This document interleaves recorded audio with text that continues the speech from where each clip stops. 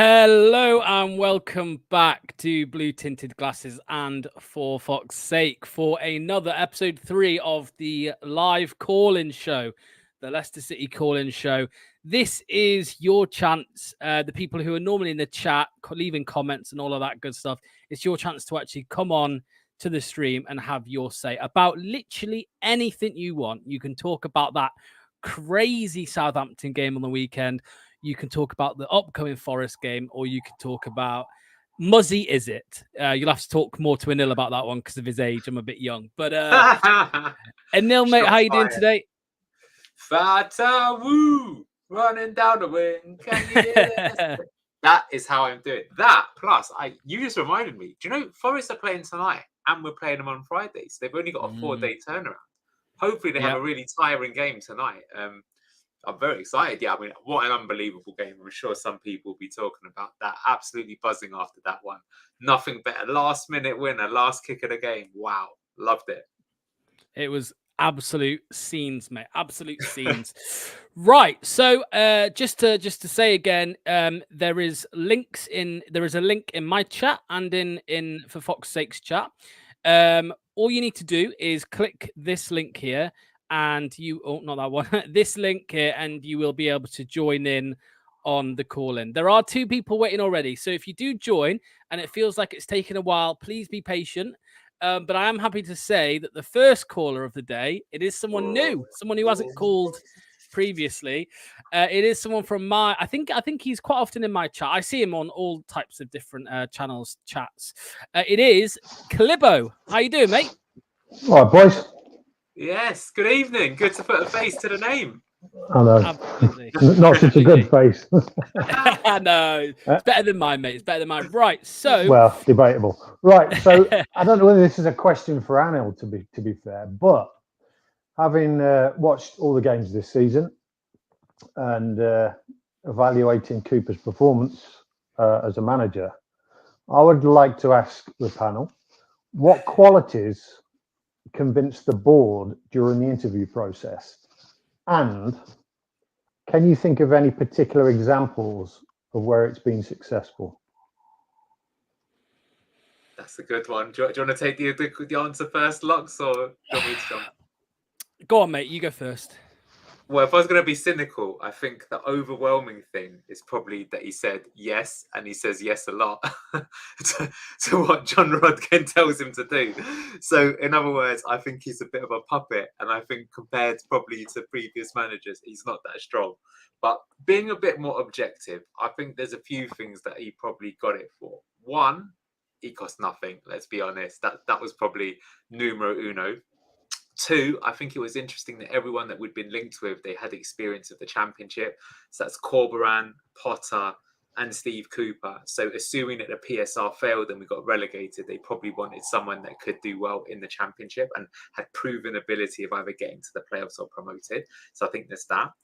Number 3, which I think you're kind of fishing for, so I'll give it to you, is this supposed ability to develop youth. So I'm not really sure why we signed a 34-year-old Jordan Ayew. Though that said, you've got to say that the team against Southampton, Bonanose, 19, Fatawu, I think he's 20 now.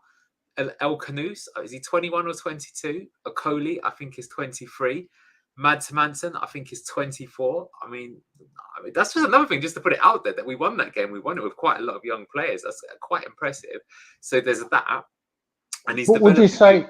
Yeah. Would you say that sending out a lot of the kids? Well, I say the kids. They are to me, on loan is part of developing youth. That's a very people good are question. Overlooking that.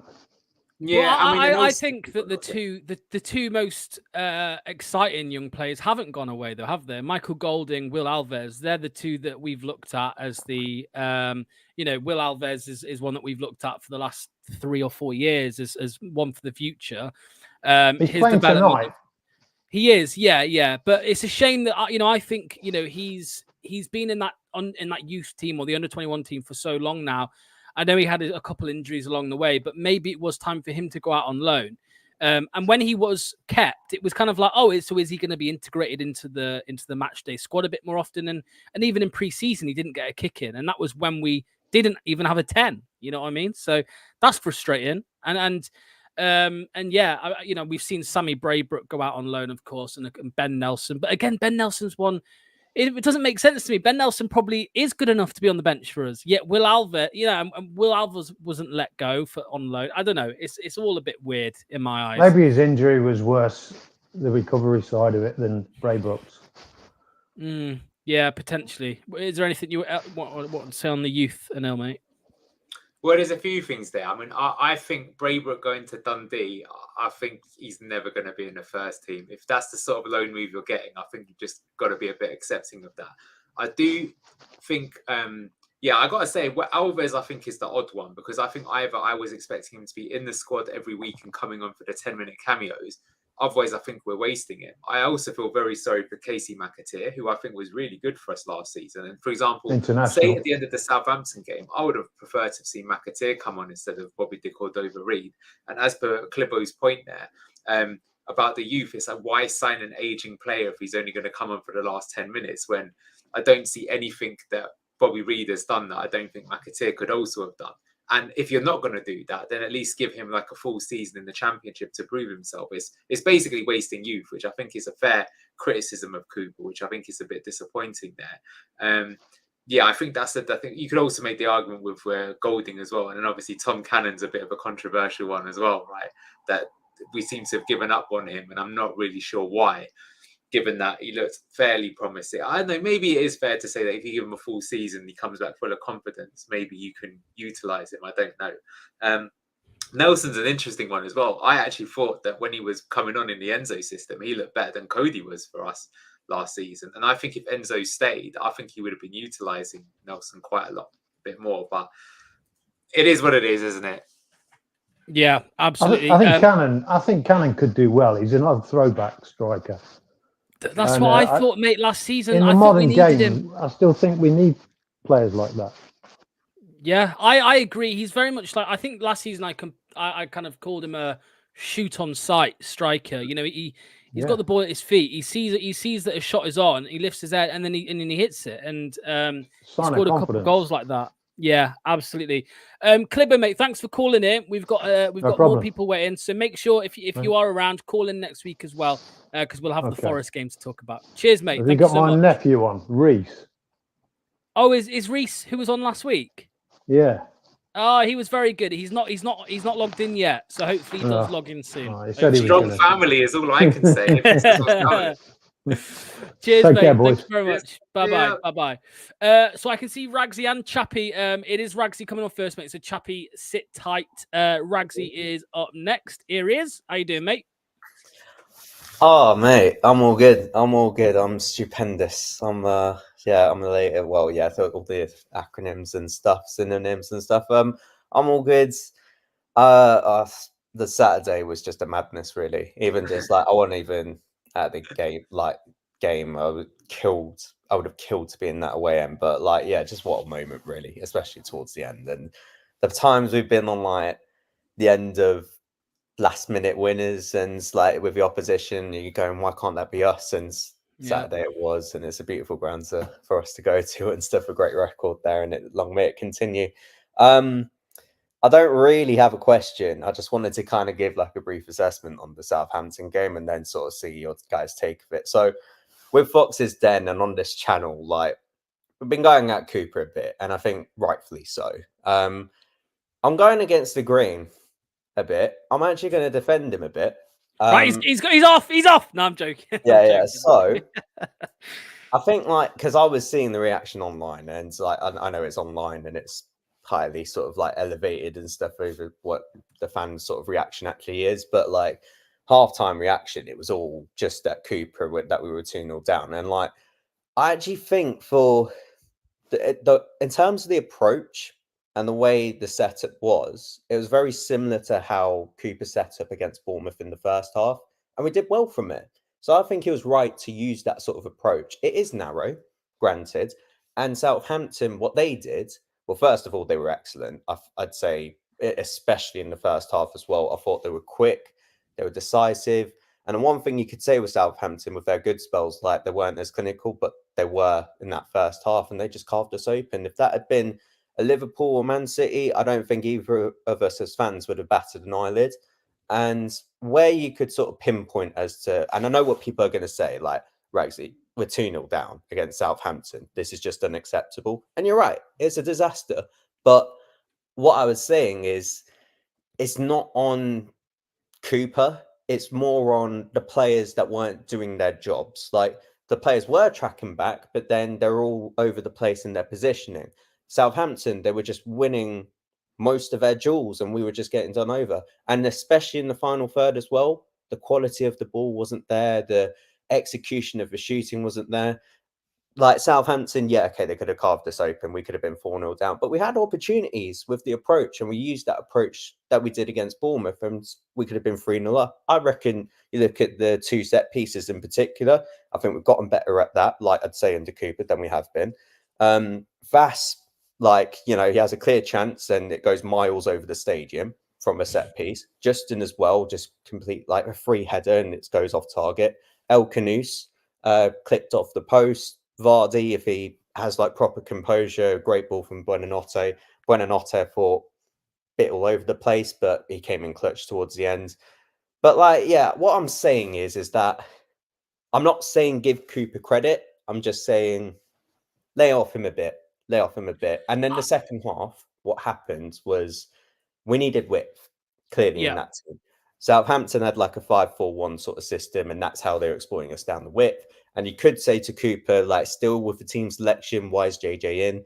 Because he's just getting done over. And I thought, like, the past 2 games, he was like, he had a confidence boost, but that sort of dissipated, like, when it came to the Southampton game. But bringing Vatu in, bringing Winks in, who we both needed, and they just completely changed the game for us. And by having that personnel on there, I think it just, like, we mostly dominated that second half. And overall, sorry, Rags, I was just going to say, mate, what you said there about you know, you're not giving him credit as such, but you're saying lay off it. And Neil, I think that's fair, right? Like we you know, I'm not even on Good Morning Foxes yesterday. It was literally Cooper's 3 biggest critics in myself, Manny, and Luke. And we didn't slate him too much. We had a little bit of a laugh about a couple of things, but we gave him credit where credit's due. I mean, that's fair, isn't it? Now and Neil, you know, when you win 2 in a row, you've got to lay off him a little bit and give credit where it is due. Anil, you're on mute, mate. You're on mute. Yeah, so that's my fault. Yeah, I think you got to give credit where it's due, right? I mean, at the end of the day, whatever we think, he's been brave enough to make the changes, and those changes have worked. And I think what Ragsy is saying is also true. Like, whilst I think you can say, like, okay, again, both the goals have come from the right-hand side. One of them may be because Justin's 2-on-1, but actually, if you look at defensively, the players do not cover themselves in glory for either goal. Like the first one, I feel like Okoli's just completely let Archer go. You know, the classic. You've got to expect the striker behind you. That's why you're supposed to, you know, keep aware of them. Second one, loads of players are in completely no man's land. I think Skip especially is like caught, you know, a bit flat-footed when he can maybe get to a rebo.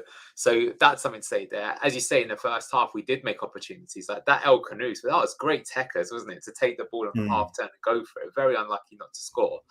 We were definitely creating something there. And then fair play in the second one, you know, he's put it on.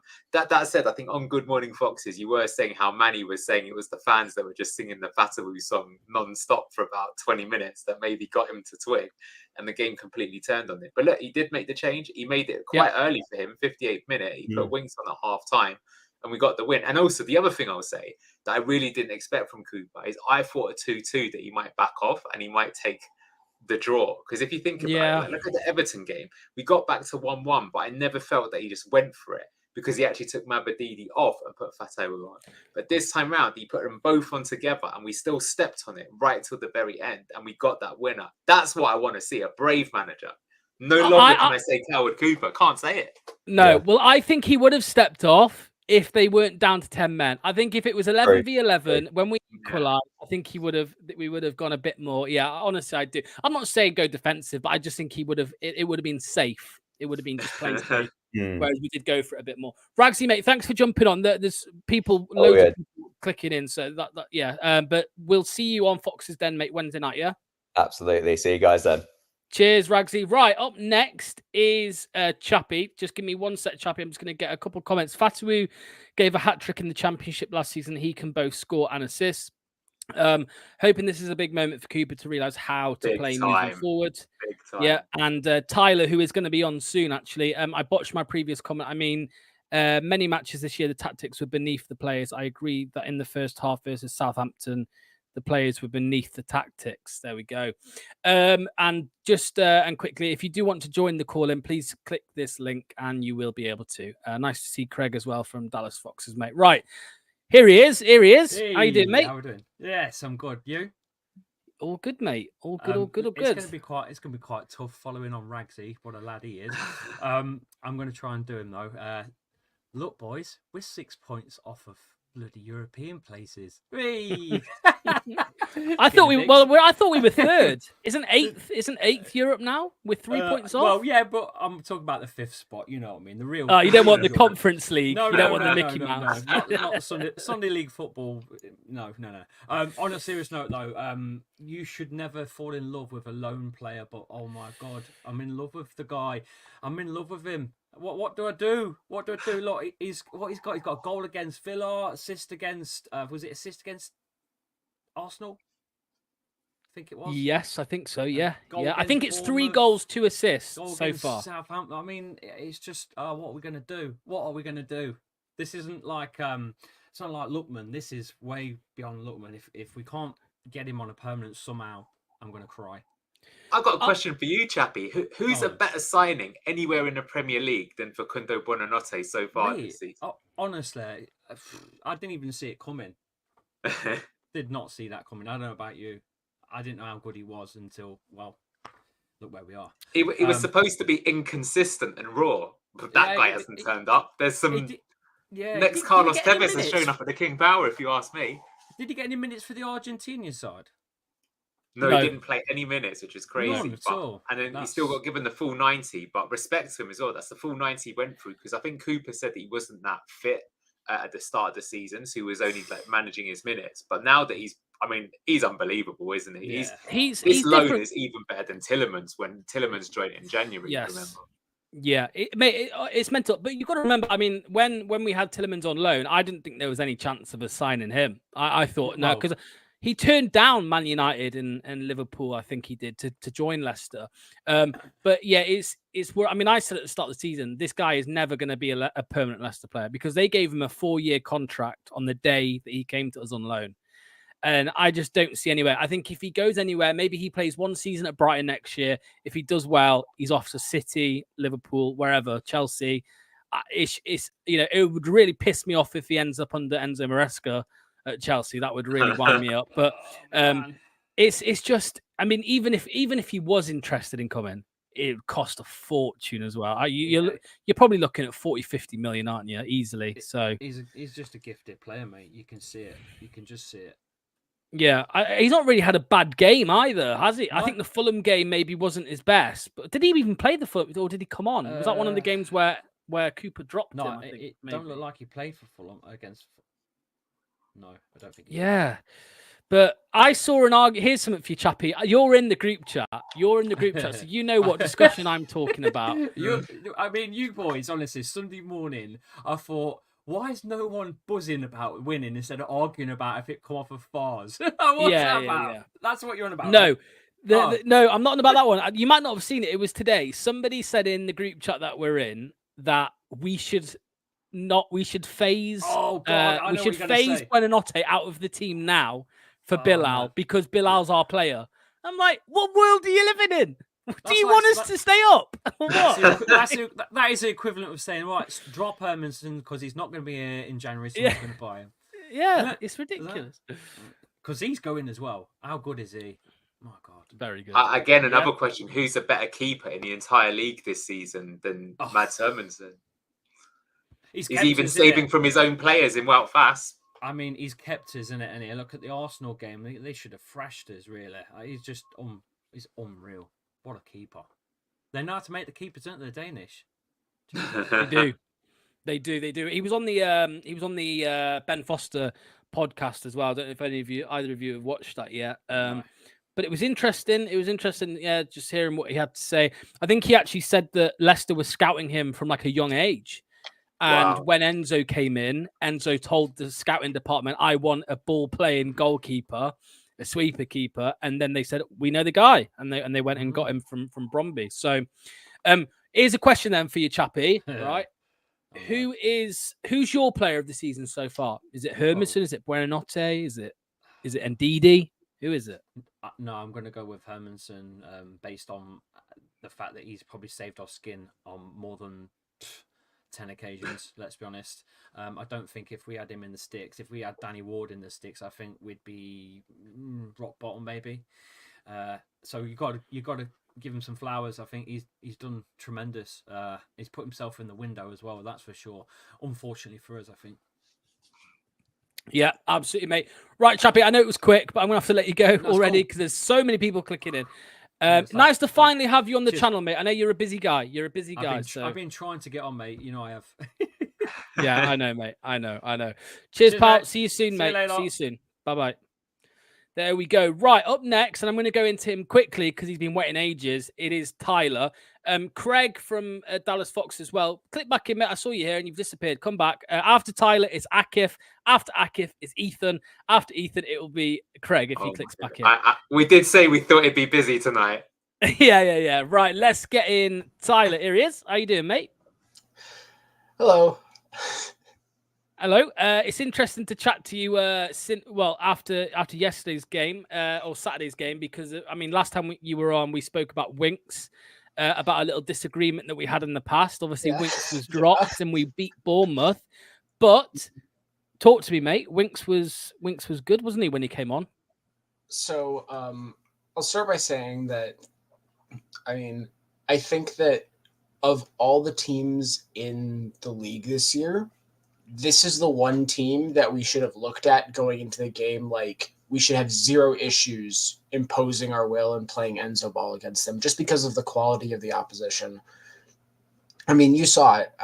Cooper, when he made those changes, it was long before the red card. We were down 2-0, and it took a while for that to come into place. I was surprised and pleasantly surprised that he made the skip to Winks change as quickly as he did.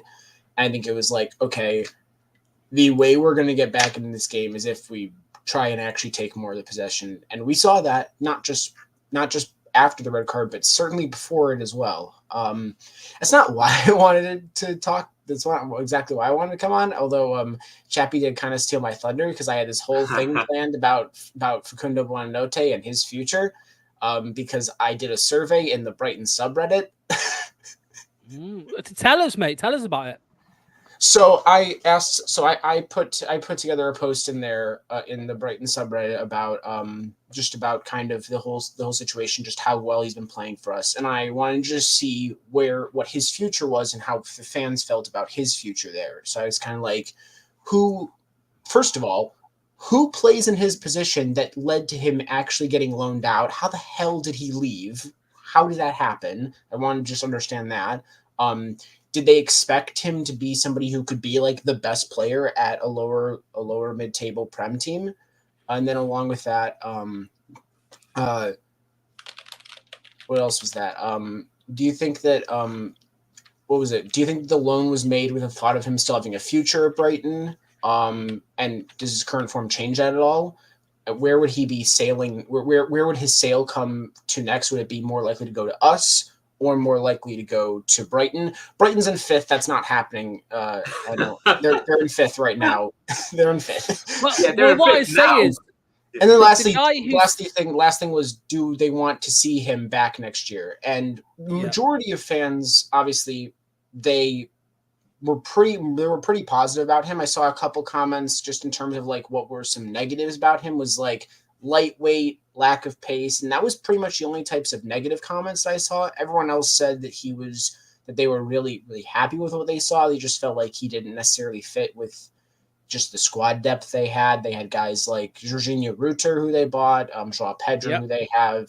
I mean, they're benching Julio and Ciso as well. So, like, I don't even know where they have too many players who play in that attacking midfield area. So they just had Matt O'Reilly they signed as well, didn't they? From Southampton. And he hasn't played. He's injured now. He's injured now. Yeah.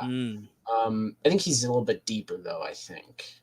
Yeah, I think he can play deep. He can play high. Mhm. But I think Buonanotte is better than Enciso. I do. I think he's better than Enciso.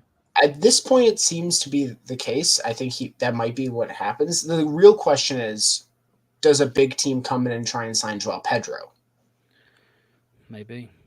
And I think he's probably the next out the door for Brighton. And if that's the case, which is kind of how they felt as well in this whole thing, then obviously I think that most Brighton fans, from what I saw, they wanted Facundo to be back in the team next year, and they wanted him to be there. I think that it was pretty more so. It was a consistent thought along the case that, like, whatever they were going to be asking for, it wasn't going to come from Leicester. And I think the big thing was they were pretty consistent that they did not want an option to buy in this loan. That was a big thing from Brighton from the start. They didn't want an option to buy. And I think that was smart, wasn't it? has a pretty consistent thought about it. Now, the one thing I didn't ask that I wish I would have asked is, could he be recalled in January? That's what I was going to ask you. The more that I started to see the comments, the more positive they were about him, the more I was like, oh shit, I should have asked if they were going to recall him. Yeah. Are you worried about that? Do you what do you think happens if he gets recalled? Do you think Steve Cooper then puts his faith in maybe Bilal El Khanous, or do you think we go out in the market maybe in January and look for another number 10? They're mostly playing like a midfield 2 at the moment, like kind of 4-4-2 kind of ish, I guess. I mean, I think one of the two that they had in their last game was Ruter up top, so he was obviously more dropping deep into like that 10 role, so that could obviously be a place where he would play. I'd say that at the moment I would consider it to be like 25-30% chance that it happens. Honestly, that's kind of where I'm at. I think that's what it would be, just because their squad quality is that good, and I think that, just like how Brighton was so consistent, they didn't want an option to buy. I think Leicester was also like, okay, but we want him to be here for the entire season, please. Let's not pull the rug under from us at halfway through the year. Now, I can't say anything for certain. Cassidy won last season, right? Because that's exactly what happened to us, didn't he? Well, Cassidy was not playing well, though.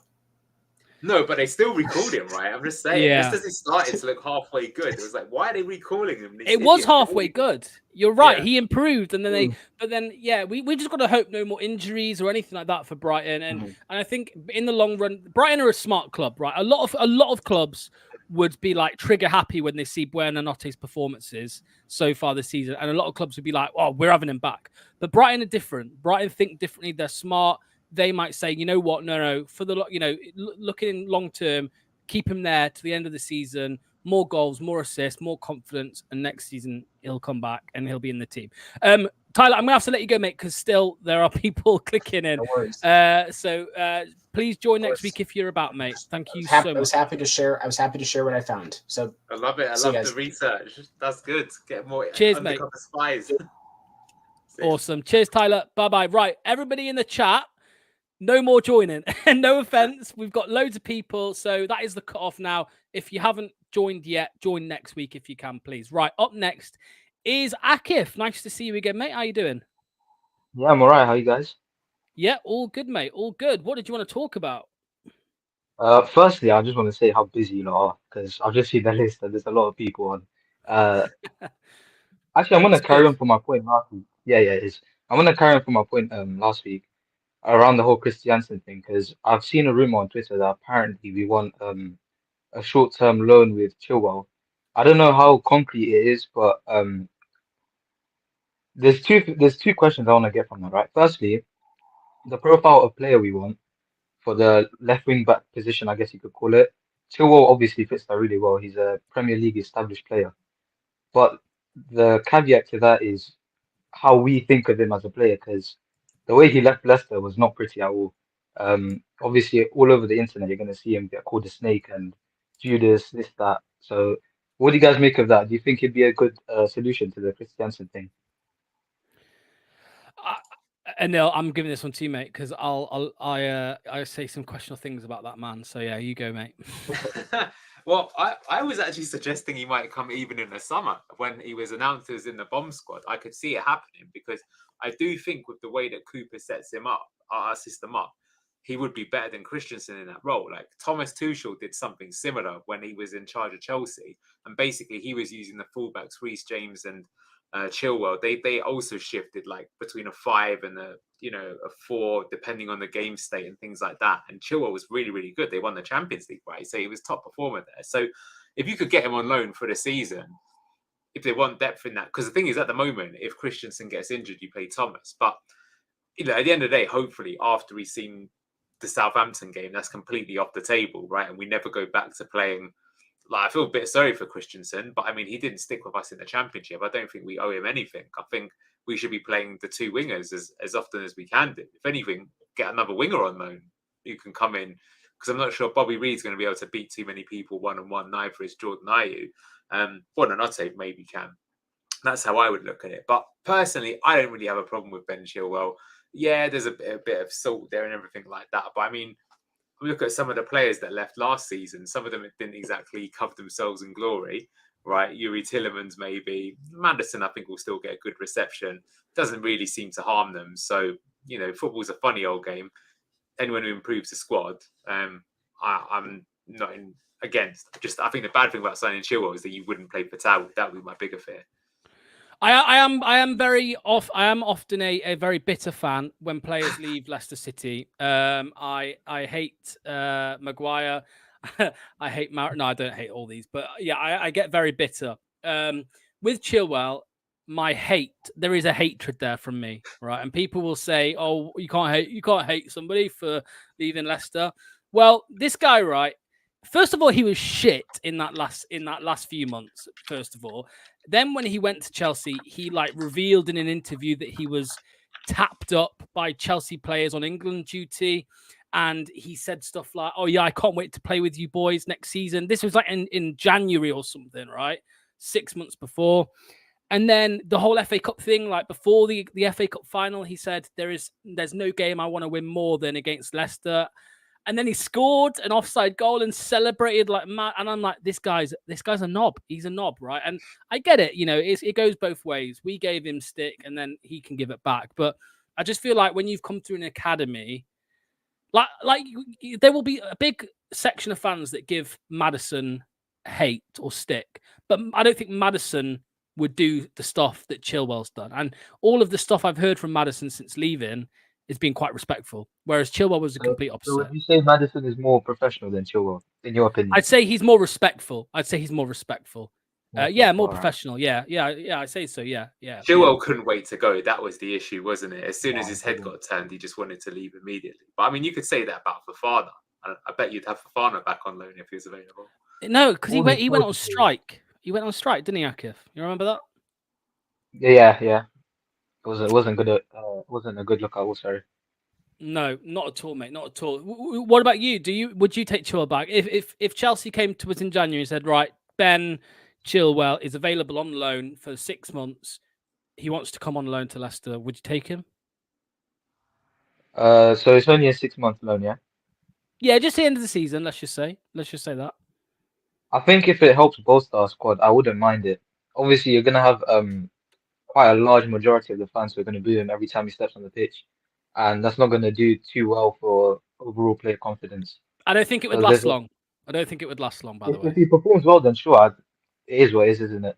But it puts Christiansen and definitely Luke Thomas in a precarious position. But if it helps us stay up and inevitably do much better than with Christiansen, I think I'd take it personally. Yeah, absolutely. Right, Akif, thanks for clicking in, mate. I do appreciate it. Hopefully, we'll see you next Monday as well, yeah? Yeah. See you, lads. Have a good one. Cheers, boys. Thank you so much. Ethan, you're up next, mate. Yeah, I've seen you turn your camera on. Cheers for that. Let's just look at a couple of comments. Forest have just scored. They haven't kicked off yet. He's gamesmanshiping you, is Clibbo. Oh, what a knob. I was just starting to like you as well, Clibbo. I know that's it's Reese's uncle, isn't it? I'm Reese's in it. Reese, your uncle's a knob. Nah, I'm joking. We'd have him back in a heartbeat. Football fans are fickle. Right, let's get Ethan on. How you doing, mate? You all right? I'm good, and you guys? I'm good, and you? All good, I just want mate, to all say, good. can you hear me, right? Yeah. Yeah. Cool. I just want to say with the Chilwell thing, ban that man. Put JJ left back and Ricky right back. Yeah, Chilwell can go cry with the under-21s at Chelsea. Awesome. Yeah, where are you from, mate? Where are you calling from? South Africa. So I don't know if there's a Wow. bit of a storm outside. Whoa, Yeah. respect. Yeah. It's been a up and down weekend, If you know the women's cricket, they lost the Yeah. final. Southampton come back, so it's been an up and down weekend. But yeah. What did you make to the game then, mate? I couldn't watch it. They didn't show it here. I watched the highlights. It was a bit sloppy. The 2 goals were like identical. But yeah, Vatau is just something else. So that's all I can say. Yeah, do you think he's got to start against Forest, hasn't he? Hopefully. But then I think you'd have to sacrifice either Buonanotte or Bilal. So it's a bit difficult. But if you can somehow find a way to fit those 3 players in, it'd be amazing. Yeah. Awesome. I'm going to ask you a question because I've asked a couple people this. So I'm going to ask you now. Who is your player of the season so far? Hermansen. I'm a sucker for a good keeper. He's I think saved us a couple of points for sure. And if it wasn't for a small mistake at Arsenal, it would have been a great performance from him, saving us a point. Even against Crystal Palace, Aston Villa, he's been saving shots the whole season. So I think Hermansen. Buonanotte, he's coming good, but never fall in love with a lone player. And for Taui, if he gets more game time, he's a real contender. Yeah. Lovely stuff, Ethan, mate. Thank you so much for clicking in. Next week, come on and try and get in for 7 o'clock so you can be first because you've waited a long time, mate. Sure. Before you go, here's a shout out. You got Brian, Yes. May. Yeah, you might South know how to say African his name. boxers, love it. South Africans. Lovely stuff. Cheers, Ethan. Cheers, Thank man. you so much, mate. See you soon. Right, here is the order. People who are still waiting. It's Ross, and then it's Craig, and then it's Reese, and then it's Manny. There we go. Right. So here he is. Is Ross on a bus, in a taxi, on a plane, in a freezer? I don't know. We're about to find out. Say his Where name. are you, mate? Yes. Where are you? Are you at home? I can't believe it. I can't believe it. How you doing, mate? You okay? Yeah, I'm sound. I'm good. Ironically, I'm playing with Buonanotte at the minute. He's on FIFA. There's always something. He's on FIFA. There we go. Well, I'm running 9-2, so I can put the controller down. So okay, not too bad. How are all doing? Anything you wanted to talk about specifically at all, mate? I've been listening to them comments, and listen, I'd rather have Ryan McGivern at left back than Ben Chilwell.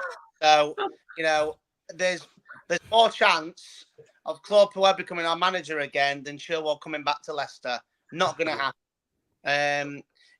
And reflecting on what you said, Locks, just then, there was when we lost to Chelsea in the FA Cup 6th round in COVID, and after the game, you could see him having a good laugh and banter with the Chelsea players, and that's what really ticked a lot of Leicester City fans off. Besides, he'd only come back for a payday anyway. We don't care about the club. And in regards to Fofana, we won't have him back in a heartbeat. Are you joking? Absolute nonsense. But anyway, that's not what I want to talk about. I want to talk about, obviously, the win at the weekend was fantastic. Brilliant. Here's the thing.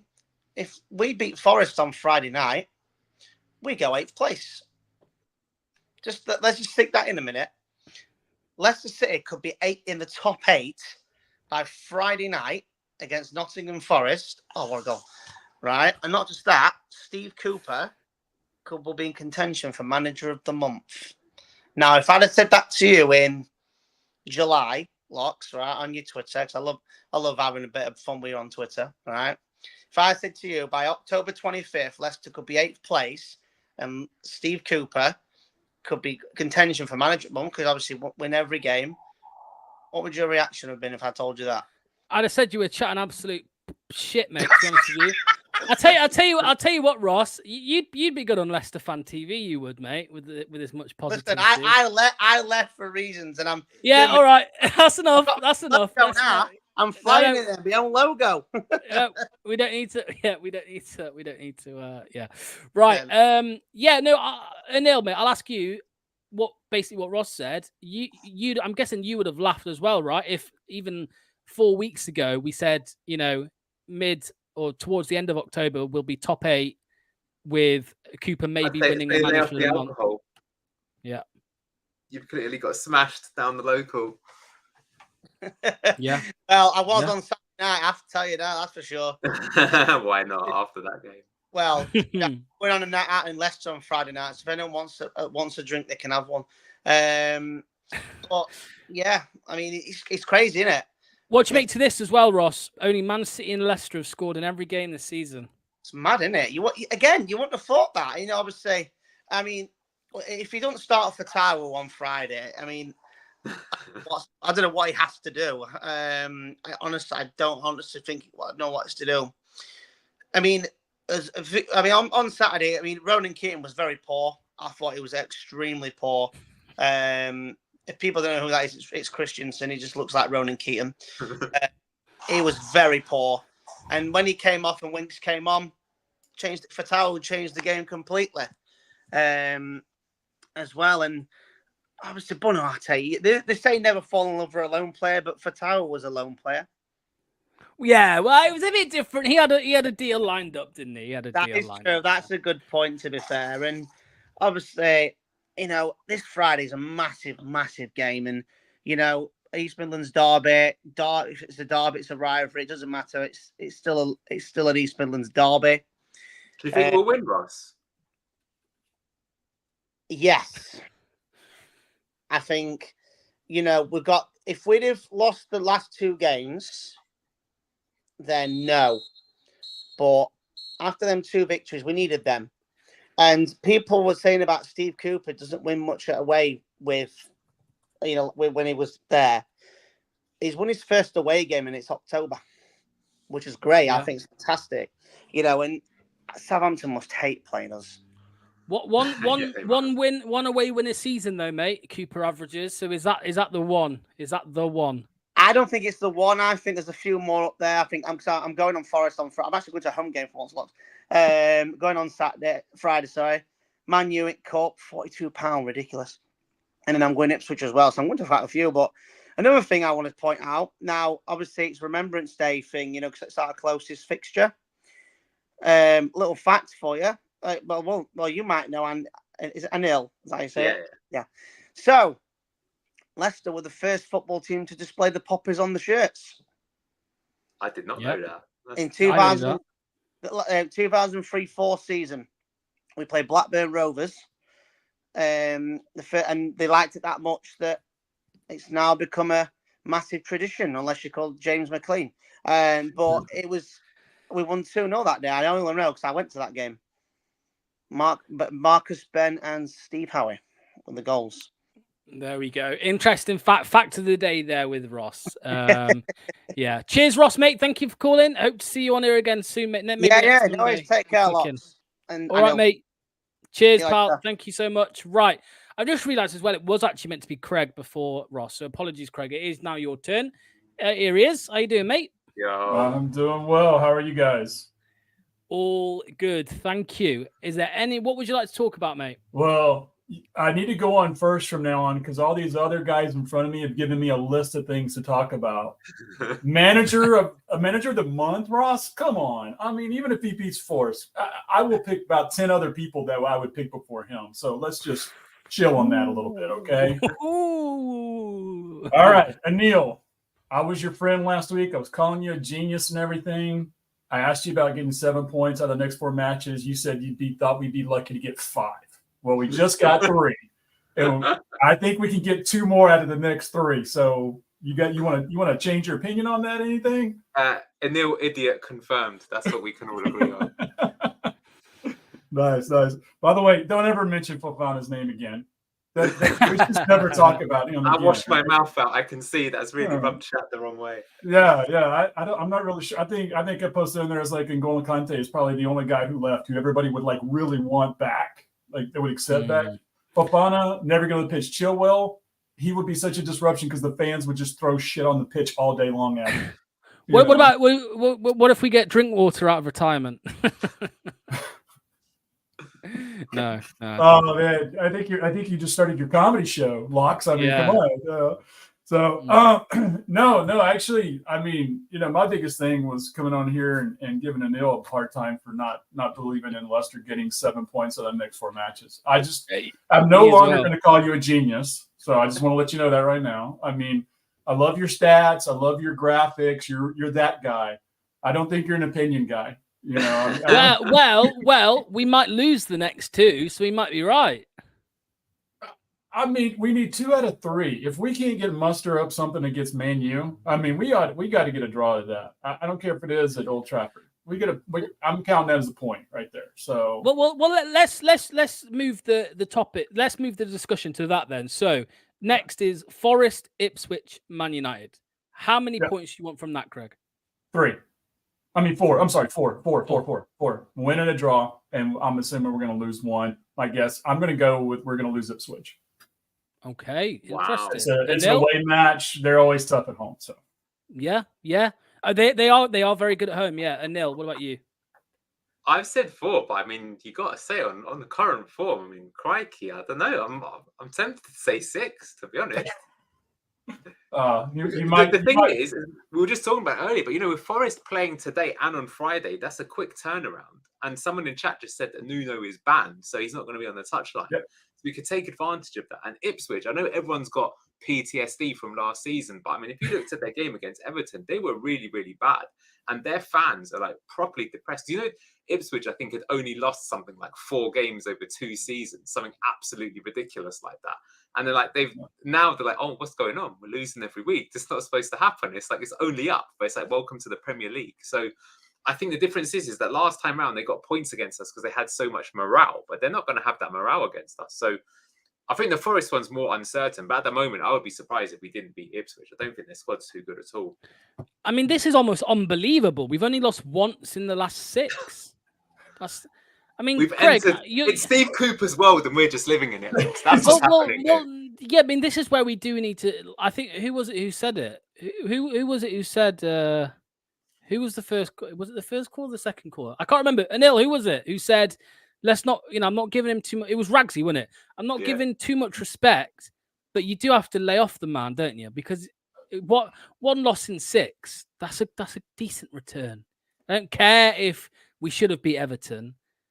Oh, my head! I'm turning. What's going on? No, it's a good return, isn't it, Craig? One loss in 6. It is good. Don't get me wrong, and I love the subs he did in this last match, not waiting to the end and everything. So that really helped. I think it helped the team a lot. Here's what I think was the one thing. Everybody's talking about how bad Mabidi played in the first half. I think if you look, they kept doubling him up, and they knew they could because there was nobody on the other side that was a threat, and that didn't happen until Fatu would come in. What are we doing? Why isn't he not starting? Anil, show me. Tell me. 100%. Yeah, 100%. That's exactly. Pull out the graphs. Pull out the graphs. Yeah. Show me all your stats and move them all around and everything. Give me XG and everything else. So I'm ready. I've got it on, for fuck's sake. You can go there. I've literally got that. I've got a graphic of them doubling up on Mabadidi and fouling him. Yeah. So you're 100% right. I mean, right there, that should be. I mean, even if we don't start, don't get me wrong, I'd love to start both of them, but even if we don't start him, that's a guy you bring on at the half, especially if you're not producing in the first half. If you're not producing in the first half of a match and you need a burst of energy, why wait until, I think it was the 58th minute, what it was? Bring him on at 45 and let's go. Yeah. Right, do you well, the last question for you, Craig, before we go. Oh, wait, no, actually, Anil's got something up. There we go. There we go. Doubling up on Mabadidi. Yeah. He couldn't get anything going, and the thing was he was trying to take him on. He lost the ball 4 or 5 times in a row. His pass, when he was trying to pass back, still wasn't very good, and it didn't produce anything until Abdul Fatu came on. Yeah, because It's in that simple. example, you can see they've left Ndidi free because they're like, you can give the ball to him, just can't give it to Ndidi. Yeah, So, because all he's going to do is kick it on the other side of the box. You know, he can't even get it near the goalie. I mean, so Yeah. And the last question for you, Craig, then, do you think Fatawu maybe, I don't think this, by the way, before people come for me, is he better suited to come off the bench and make an impact? well, he has every time. So the answer to that the question is yes. The question is, when do you bring him on? You don't wait till the 80th minute. I'm still, I mean, 60 is kind of like the number that everybody kind of goes with. Hey, at 60 minutes, you're going to make your changes. I see it as momentum changer. Do you want to change the momentum against the other team? And whenever that is at its lowest, that's when he needs to come off the bench. So if that's at the 45, it's at the 45, it's at 50, whatever.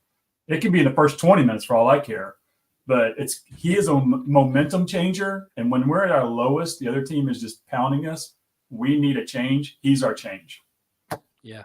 There we go. Craig, thank you so much, mate, for calling in. I hope to see you next Monday if you are about, if you're available, mate. That'd be great. Cheers, mate. Thank you. See you soon. Bye-bye. Bye-bye. Right. Thank you so much to Craig. Over to Reese. Reese has been waiting so long. So sorry, Reese, but blame everyone else for clicking in. Hello. How you doing, mate? Hey, evening. How are you, lads? You okay?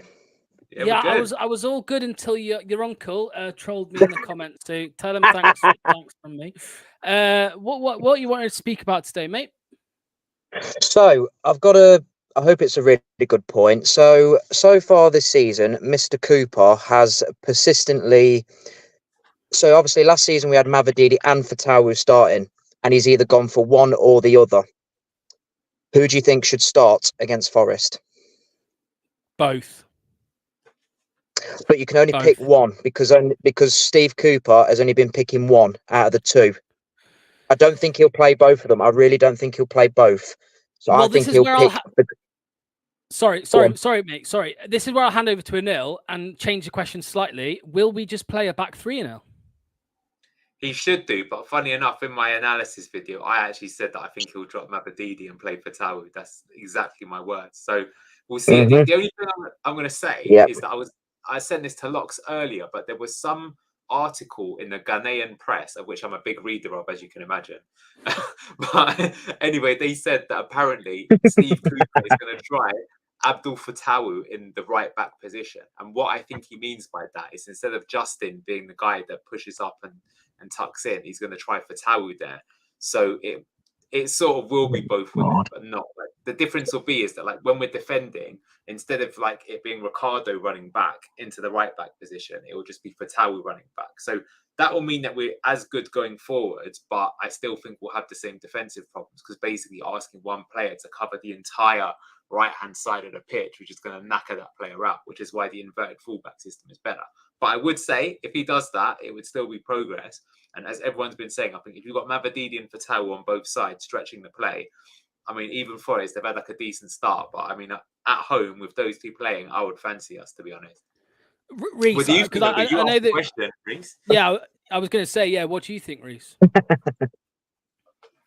Obviously, I think he should start both, but I feel like with Steve Cooper's system, and he did this at Forest as well, he played one attacking winger, I think it was Brennan Johnson, and then he played one sort of defensive winger, which has obviously been Ayew for us this season.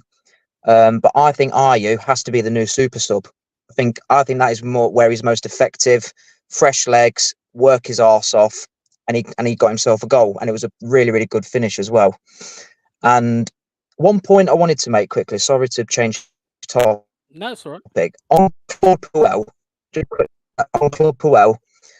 didn't like his football, but people forget he laid the foundations for Brendan Rodgers with Maddison, Tielemans, Ricardo, Soyuncu, Johnny Evans. I think a lot of people forget that. So I think I've always said he was a good appointment for off the pitch stuff. Not on the pitch, his football was horrific. But I've always said off the pitch, he'd done really, really good things for the club. And that's what laid the foundations for Brendan Rodgers. I agree completely. Yeah. I think, at the start of the season, I actually said I would rather Claude Puel over Steve Cooper. And as time goes on, that comment, Well, yeah, I mean, as time goes on, with many of my opinions this season, it seems to look a bit more stupid. However, I still think we will be in a little bit more trouble come the end of the season. I don't think this where we are now is set in stone. I think the teams below us will sack their managers eventually and rise. But yeah, I agree completely. The players that he brought in, I don't know, how much involvement he had with the scouting department. I'm sure he gave the sign off on certain players, but yeah, Ricardo Pereira is a big one. James Maddison as well, right? James Maddison was a big signing from him. And yeah, I agree completely. I don't know what your thoughts on that are, Anil. He also brought in a couple stinkers as well, we must say. Oh, Rashid Gazelle, right? That was the big one. But no, I mean, getting Maddison and Ricardo was amazing. Yeah, fair play to him. I think Maddison said that Puel called him up during the summer and said, "I want you to play as number 10 for Leicester," and they gave him the number 10 shirt. So that was quite a big statement. Reese, the secret Forest fan. Yeah, and we broke the record for a championship player at the time. So yeah, I just got to say that Puel's football, man, it was like watching paint dry. Oh, there was some games you'd go to in the stadium, you're just like, I want my money back. It was just so, it wasn't even that we lose. Sometimes we even win and you're like, oh, it's just so boring. But it was the right person for the right time, probably. And it was good that we replaced him for Rodgers when we did. Yeah, so Reese, if Puel was the bridge to Rodgers and then Enzo, what's Cooper the bridge to? I think Carlos Corberán. I think Carlos...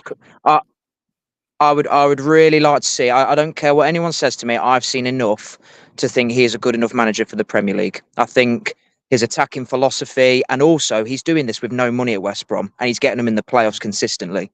So I think a lot of people forget that as well. He's not spending any money. So yeah, I would go for Carlos Corberán. I would love Graham Potter, but I don't think he'll come. So my second option would be Carlos Corberán. Lovely stuff. There we go. Reese, mate, thank you so much for waiting so patiently and clicking in. No problem, mate. I'll be there earlier next week, lads. So I'll see you next Monday. Yeah, lovely stuff. Thank you, Reese. See you later, lad. See you then. Right. And ending today's call-in is Mr. Manny. Manny, here he is. Hello, mate. Evening, gents. How are we? All good. Buzzing. International show tonight. Loving it. Yes, yeah, absolutely. Yeah, you're right. Actually, we've had quite a few who have called from abroad. Manny, mate, what do you want to talk about? If there's nothing in mind, make some up. No, yeah, I'm just hoping that the last half an hour, the way we came back, the fact that we did actually win the game, the good feeling that's got going, back-to-back wins. I hope that was a turning point in our season. And by that, I mean, he'll have a much clearer idea of the way he wants to play and the personnel he's going to use. I mean, if Fatawu doesn't start from now on every game, I'll be back to banging my head against my desk. It's just a no-brainer. I call them non-negotiables. I really hope that, I mean, the cat's out of the bag. It was on Match of the Day. Alan Shearer's talking about him. Gary Lineker's talking about him to the nation. Everybody suddenly goes, oh, this kid's a bit tasty, isn't he? Blimey, who's he? We've known for a while what he can do. And there's this faff about, oh, can he do it in the Premier League? Well, of course he can. The kid's electric. There'll come a time when we'll say, do you remember that player, Fatawu? He used to play for us. That was what will happen when he's 24, 25 and he's hitting the lights and he's playing for a mega team and popping in a top corner in Champions League quarterfinals. We'll say, do you know what? He used to be on the bench for us for Jordan Ayew. And we'll just be thinking, what were we doing? So I hope turning point. Well, I want to ask you a question that we spoke to Reese about there, mate. I know you were listening. We spoke about who starts, Mavididi or Fatawu, or do they both play? And do we switch the system up a little bit? Because as we know, with Cooper's current system, what we've seen so far, he doesn't play two out-and-out wingers together. So does he change that for Forest? I think when we look at situations like this, we look at them in isolation too much, that one individual. Players, there's different kinds of pairings on the pitch. I think our wingers work better when both of them are on the pitch. And if you don't have one of them on the pitch, whichever one it is, then it reduces the effectiveness of the other. And then you've got other links, Mavididi and Victor, which has been a problem so far this season. There's all kinds of little links along the pitch. We have to find combinations that work. But for our wingers, we need them both because that's the way we keep our width. Both of them are touchline wingers. Both of them are pacey wingers, one-on-one wingers. Both of them can go both ways as well. They can go on the outside and they can cut on the inside. We saw Fatawu cutting on the inside, smashing it against the bar. We saw him on the outside beating them for fun at least 3 times, including an assist. It's a rarity to have that kind of quality. They are our magic players. They're the ones who will reach us to high heights. They should be on the pitch. For as long as they've got energy, they should be on the pitch together. Okay. And the last question of the night, I want to ask you both. And Neil, I'll come to you first. What is the ideal result tonight? You want Palace to win or Forest or a draw? Weirdly enough, I think a draw, but like they both have like some crazy game where they're knackered and there's loads of injuries and red cards or something like that. That's what I want. So they're just completely gassed. So they turn up. In the first 5 minutes, we just blow them away with like a fast start. That's what I would like to see. Manny? Just have a quick look at the table. Forest are 7 points ahead of Palace. And if they win, that puts them 10 points ahead of Palace. 10 points, not even at 10 games. I think at this stage, we're better off putting our bets on Palace continuing to struggle than Forest maybe regressing. I actually think Forest have got some half-decent players and they're probably a shout to out. Crystal Palace, on the other hand, I mean, they've got some super players, haven't they? But I'm not sure if they're quite up for it. And there's a hangover with Mateta with them not playing in the Olympics, and they've lost momentum. Elise is a huge loss. What a sensational player. It's a tough one. Maybe a draw for safety, a draw or a home win. I don't think a Palace win is the way we want to go, of course, at all. Anything but a Palace win. Who's going to get David Moyes first? Everton. Everton won't do it, not with a new stadium. Southampton. Oh, really? Because I was going to say it could be Palace. Oh, could be. I can't see it. They've appointed Hodgson before. They went for Hodgson. They like that. They don't mind that profile. Yeah. I think they'll trust Glasner to get them out of it. I think they'll leave it long. I think they'll give him at least another 5-6 games. Glasner, to be honest with you. The lure of Moyes, though, is tempting if you're in a dogfight down the bottom, and you're worried that someone else is going to take him before you do. It's true. It's true. Wolves. I'll tell you what, Ragsy says Wolves. Moyes. Loxy, we were 30 minutes away from maybe getting Moyes ourselves. It wasn't that. It was 30 minutes, half an hour to go. We were thinking Moyes is in the equation here. Yeah, you're right, mate. You're right. Now he's got another 5 games. Right. Manny, thank you for waiting so long, mate, and clicking in. I do appreciate it. You'll see Manny again on the channel very soon. So don't worry about that. So cheers again, Manny, mate. Thank you so much. No worries, boys. Thank you. Cheers. Bye-bye. That brings us to the end. It's been a good one, mate. As always, caller of the day. Are we just going to go for the first caller again, like we have done the last 2 weeks? Or who's your caller of the day? My caller of the day is, you know what? I take the piss out of him. I'm going to say Ross. I'll say Ross. Just for the glitching matrix. Yeah. No, all Clibbo. Clibbo was first, so maybe we give. I would have given it to Clibbo, but he trolled us by saying that Forest has scored. So therefore, I feel that for that alone, he should be downvoted. So I'll go Ross as well. He was pure cinema. Ross, there we go. Ross is the caller of the day. If you want to be caller of the day next week, please click in next Monday, same time, 7 p.m. for the next caller. Can we get a leaderboard for caller of the day? You know what? I'll put it together. Yes, I will put a leaderboard together and put it together. Yeah, 100%. What's coming up on For Fox's Sake TV, mate? And obviously, make sure to mention the way. Ross says, "Thanks, Locks. It's a dream come true to win caller of the day." Bloody brilliant. Well, if you haven't already seen it, on For Fox's Sake, I had the post-match analysis for Southampton. I think it's the best one I've done. It's quite a long one. You don't have to listen to all of it, but I think it really explains a lot about this season, about the 2 systems. It's got several examples, so I'd point you in the direction of that. I will try and get a match preview out, but given that the game is on Friday, that's obviously running into everyone's thing. So if I do one, it'll probably be a fast one. But look, I'll join you for Matchday Live on Friday. I'm really looking forward to that game now. It's amazing what a little bit of momentum can get you. And I mean, we just touched upon it here, but I mean, honestly, look, there's Manager of the Month is on. It is on. I can see us winning the next 2 games. That would be unbelievable. It is on, which is crazy. It is crazy. I can only imagine the scenes on YouTube if that happens. Right. And just a couple of things for me to plug.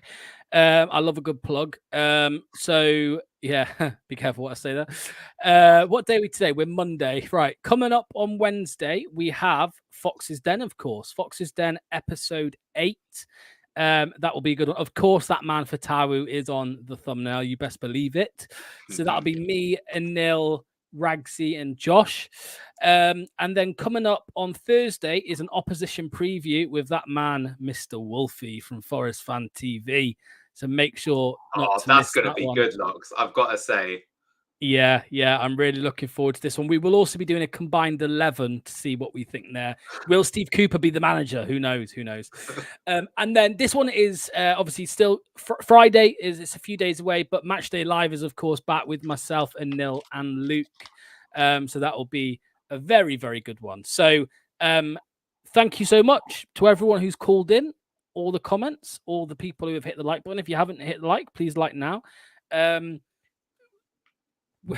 was the stat? We are still one of 2 teams that have scored in every Premier League game this season. Absolutely. Good job he didn't.